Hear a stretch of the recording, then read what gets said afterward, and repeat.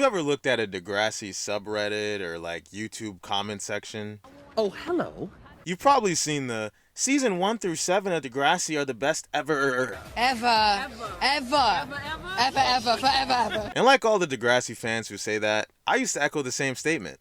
Until I rewatched Degrassi in 2020. I remember like 5 years ago, I couldn't find Degrassi anywhere. And then one day I looked and saw that they had all the episodes on YouTube before they took them down and moved them to HBO Max.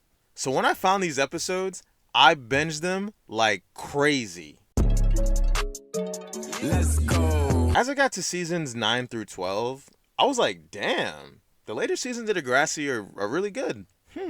Then due to this series, cheap plug, I've been doing breakdowns for all the character storylines, so I've been watching the show again and again and again, multiple times. And I notice every time I get to season 6 and 7, I start to lose some interest. And by season 8, I'm mentally checked out. I am done. So it got me thinking, why do most people act like seasons 1 through 7 are the cream of the crop and the rest of the seasons suck? Well, there's a couple of reasons for that. When I shoot my shot, that shit wetty like on Shaq. See the shots that I took. Have you guys ever heard of this Canadian rapper who used to be in Degrassi? I think his name is Drake. I've told a lot of people I'm from Canada, but I lied. It's actually surreal to think of a time when people only saw Drake as Jimmy Brooks, right? Now, right now, I'm not talking to the peeps who grew up watching Degrassi, like myself, but I'm more so talking to people who might have started watching in like 2010 or later on. But how many of you legitimately stopped watching the show once Jimmy left? Like, I'm actually asking. Usually when I hear the show mentioned in a public setting or like under some random Degrassi post on IG, I always see the wheelchair Jimmy jokes. So you mentioned it just now, I completely forgot you were even in a chair. that's because you're sitting. Or, you know, people mentioning the time he got shot. I'm kind of just guessing right now, but I think a lot of people who really like Jimmy's character as a whole just stopped liking the show when he left. And I mostly think that's interesting because Jimmy was never given the best storylines. We have this little business. It's these t-shirts. Damn, that's crazy. Jimmy is literally my favorite character, and off the top of my head, I could only think of like a few character changing moments he actually had in the show, which leads me to believe that a lot of people just stopped watching because, you know, Jimmy is Drake. It also might have to do with the fact that Drake came out with that I'm Upset music video a few years ago. And if you've never seen the video, first of all, watch it. And second of all, he had all the alumni show up, except for Sean. He woke up and saw the music video. That's how we found out about it. It was the first time I'd even heard about it. So there's definitely a huge audience out there who are mostly just aware of the big storylines that happened in Degrassi, and the Rick school shooter storyline was probably the most infamous story in Degrassi. So when those same people found out that Jimmy was a reoccurring main character for 7 seasons, they were probably hyped to watch some baby Drake. What? But I still don't think that this is the main reason people say seasons 1 through 7 are the best. But I do think it plays a factor. Okay, so this is going to be the hardest topic to explain, so just follow me here for a second. I think the earlier seasons of Degrassi were more character focused than the later seasons. Now, to be fair, this mostly has to do with the fact that the early characters were brought in as middle schoolers. So we saw characters like Manny go from Let's go sharpen our pencils. Great idea. then transform into The school slut. and then again into the greatest best friend ever. And the small little details like this make us gravitate toward these characters. Even when characters were just brought into the story like Craig, they had interesting storylines that would help shape their plots going forward. He hits you, doesn't he?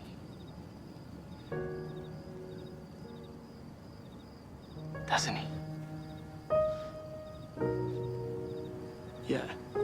But we also got to see them doing some regular teen stuff too. Okay, let's take out your copies of the chrysalids. Gentlemen, is there something wrong?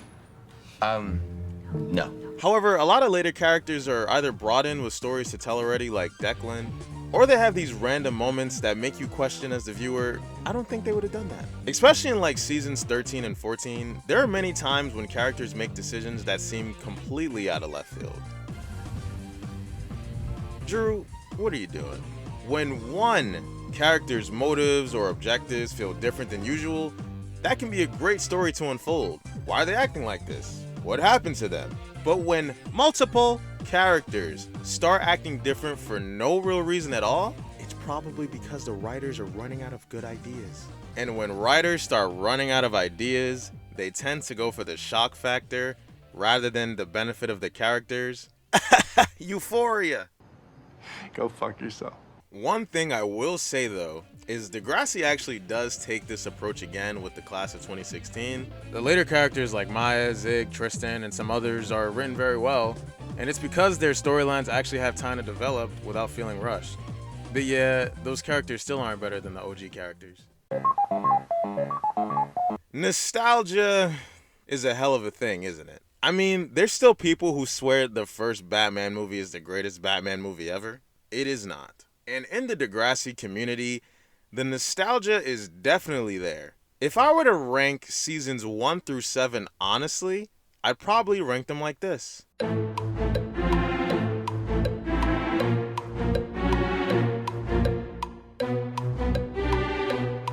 I honestly think season 3 through 5 are the actual best in terms of storylines, acting, characters, blah blah blah. And the others are questionable.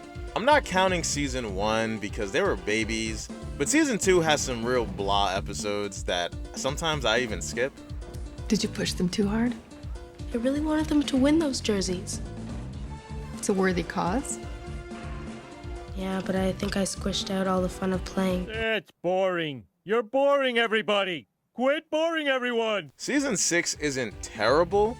I definitely like it more than season 8, but the Lakehurst stuff gets a little played out to me, and the college stuff, oof.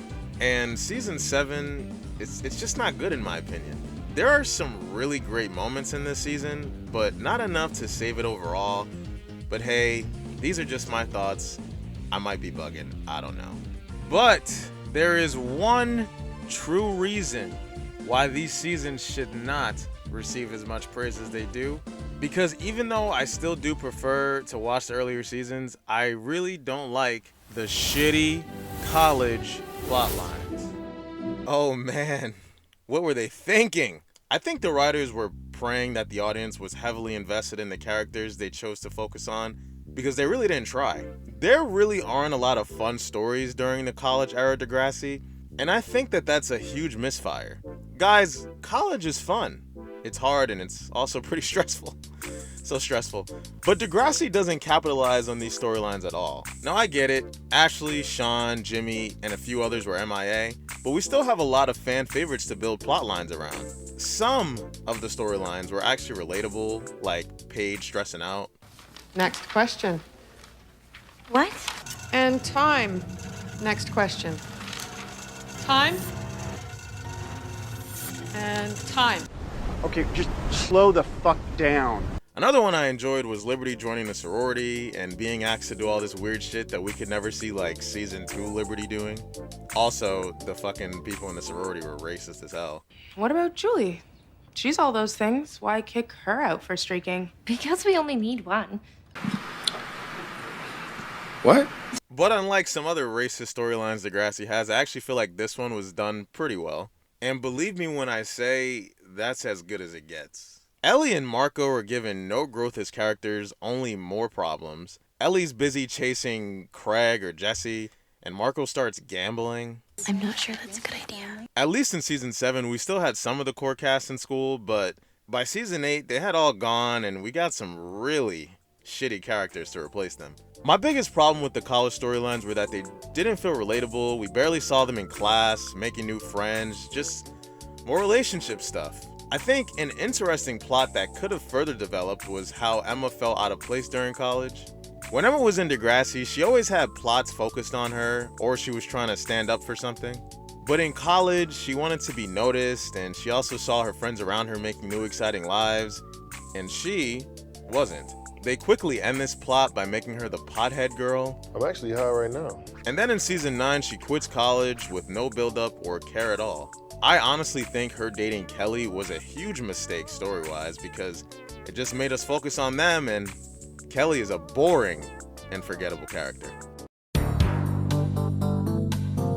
So is seasons 1 through 7 the best in Degrassi? Nigga, No. The characters in these seasons are definitely iconic, but some of these seasons are meh. But listen, even the worst seasons of Degrassi are enjoyable because this show is so long, and as the viewer, you really start developing connections to all of the characters, and sometimes even their struggles. I know you guys love Degrassi, and if another topic like this catches my attention, I'll make a video about it. But until then, like the video, subscribe, and take care. It's over. So go. Get out of here. What are you, deaf? Go.